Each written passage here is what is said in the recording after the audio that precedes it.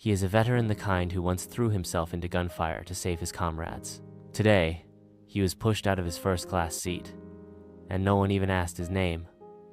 No apology, no eye contact, just a cold administrative order and a cramped seat 34B for a man who bears the Medal of Honor. 8 minutes later, the cabin stood up. One person gave a military salute. Another wiped away tears. And the highest-ranking CEO of the airline walked in. This wasn't just a flight.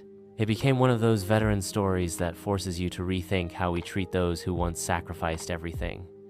You're watching Justice for Veterans, and today's story will not let you stay silent. His name is Richard Rick Dalton, 85 years old.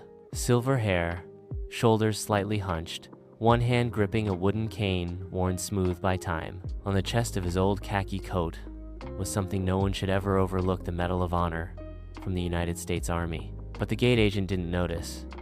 She didn't ask his name, didn't smile. She simply handed him a new boarding pass and said, with a flat tone, "You've been moved. New seat, 34B. No apology, no eye contact." Rick nodded, said nothing, but his hand clenched tighter around the cane, and in his eyes something quietly broke. "Ob." Rick slowly walked down the jet bridge.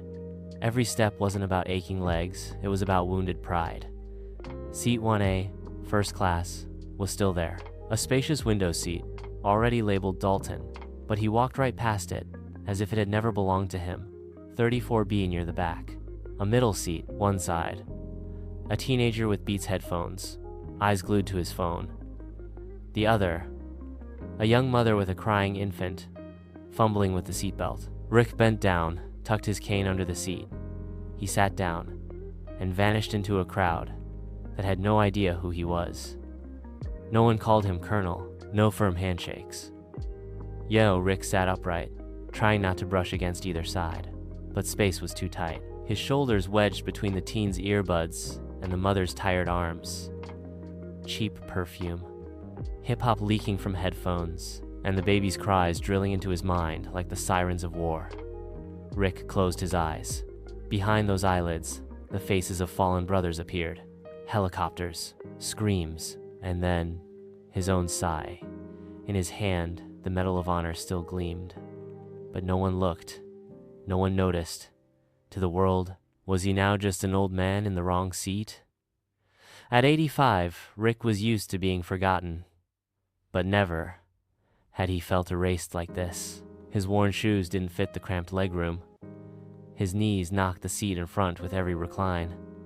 A food cart bumped his elbow. No one said sorry. Rick gazed out the tiny window, sunlight sliced by the plane's wing. He saw no sky, only silence, dense like fog resting on memory. Is this all my service bought me? A narrow seat and neglect? For the first time in years, Rick felt he had no place, not just on this plane, but in the very society he fought to protect.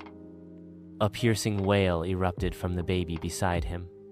Rick flinched, not because of the sound, but because it echoed a soldier's scream from long ago. He closed his eyes. Suddenly, seat 34B was gone. He was in the muddy trench again, the stench of gunpowder and burning flesh. Rick was 19, dragging a wounded friend under fire. "You'll make it! Hold on!" he shouted. But that friend never opened his eyes again.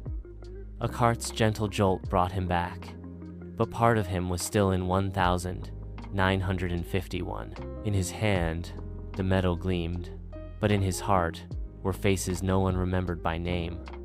Yeah. Rick didn't complain, didn't call the flight attendant, didn't file a report. He simply sat, hands folded, eyes steady. Some people are so used to gunfire that silence becomes the deeper wound. He once lay in a bomb crater for 36 hours without a sound. He once saw his best friend die without time to cry. So being demoted to economy, it seemed small, but that silence weighed heavier than words. He never asked for respect, but each second that passed made others feel they owed him something. And then, minute 8 struck on the cockpit clock. Huge.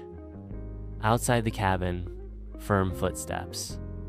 Not a flight attendant, not a late passenger, A man in a dark suit, badge clipped neatly, walked straight into the aisle. 2 tense flight attendants followed. He didn't scan the room, didn't smile. His eyes locked onto the back row where Rick sat. The cabin hushed.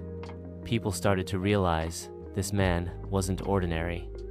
Elliot Barnes, president and CEO of the airline, a man rarely seen in public, and today, he stood before an 85-year-old veteran, about to do something no one expected. Yacht. Elliot Barnes stopped in front of seat 34B. He didn't glance around, didn't care about the curious stares. He bowed slightly and spoke.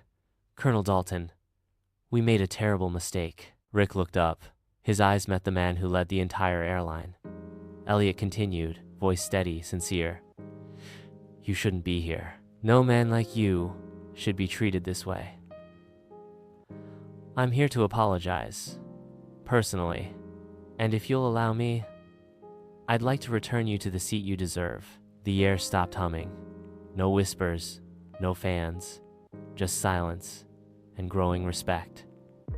Rick rose, slowly, proudly, not because he was invited, but because his dignity had been restored. Then the unexpected happened. A man in row 22 stood up. His hand rose in a military salute.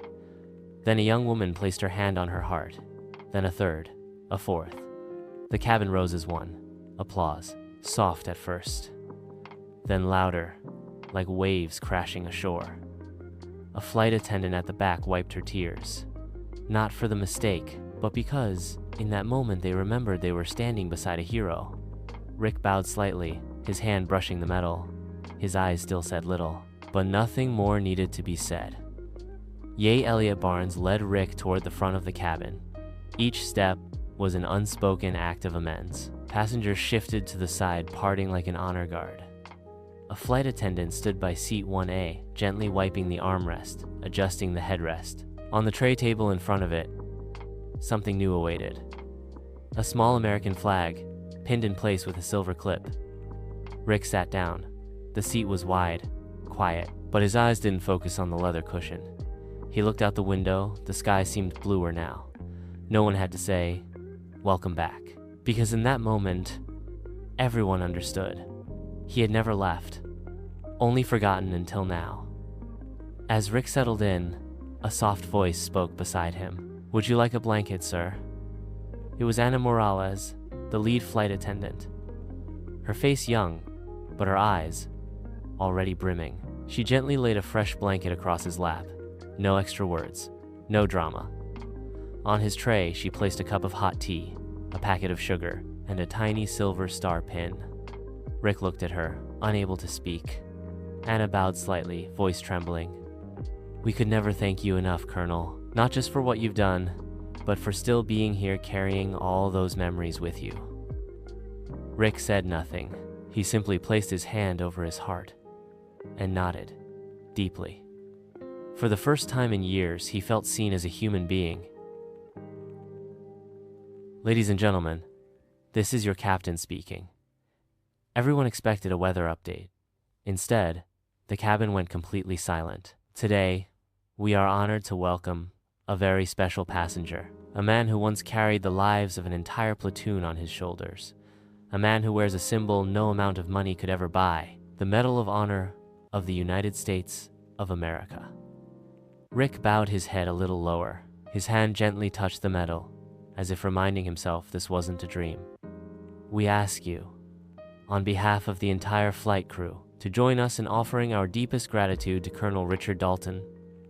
Another wave of applause erupted across the cabin, not loud but long enough to become unforgettable. Rick closed his eyes, not from exhaustion, not from age, but because he could finally breathe. All these years, he hadn't needed a first-class seat. What he needed was to be seen as a human being. Not that old man in 34B, but Colonel Rick Dalton, the man who once stood between bullets so others could live. Above his head, light from the window glinted on the Medal of Honor. But this time, the gleam wasn't alone. It was surrounded by glances, gratitude, and quiet acknowledgement from an entire community. Rick opened his eyes and looked out at the sky ahead. He said nothing. But maybe, in his heart, a long-awaited voice was finally whispering, "You're still here, and we remember you." Yet Rick Dalton never asked for privilege. He once fought so others could have the right to live. But that day, society nearly forgot him. It only takes a frown to erase a life. But it also takes just one act at the right moment to restore dignity. Seat 1A didn't make Rick a hero. He had already been one long before the world knew his name. Today, we don't just tell a story. We rewrite justice for those who gave everything, yet never asked for anything. Justice for veterans is not just a name. It's our promise that no one who ever served this country will be treated as invisible. If you believe in this, comment, "I stand with them," because sometimes the most honorable silence needs a community that knows when to speak.